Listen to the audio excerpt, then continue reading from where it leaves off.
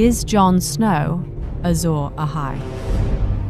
Jon Snow's resurrection shook Game of Thrones fans last season, not just because he's now alive, but because it points to him being Azor Ahai himself, the prince that was promised.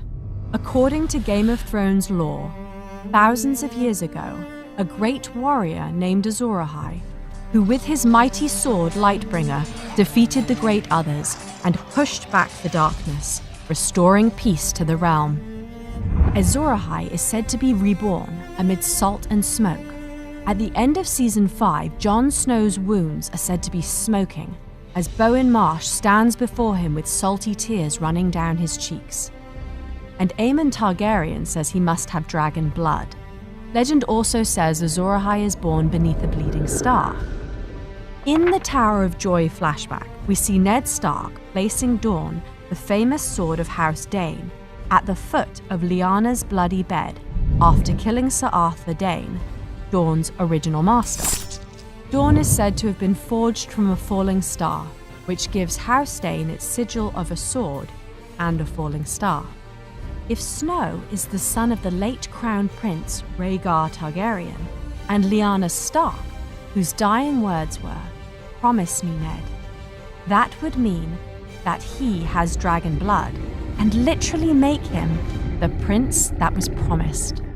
There are other clues too.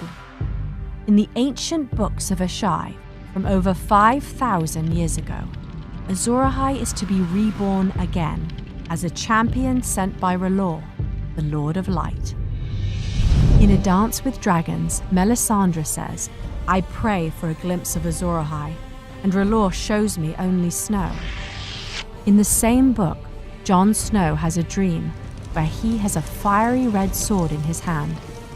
Lightbringer could very well be House Dane's legendary sword Dorne, whose name has significance. The Battle of Dorne is known as the last battle where Azor Ahai defeated the White Walkers with his flaming sword, Lightbringer. The book series that Game of Thrones is based on is called A Song of Ice and Fire. If we think of Rhaegar Targaryen as the Fire Prince due to his dragon heritage, and Northern Lyanna Stark as the Ice Princess, then it makes sense that Jon Targaryen is the hero Azor Ahai, who will ultimately defeat the White Walkers, the true embodiment of a song of ice and fire. But what do you think?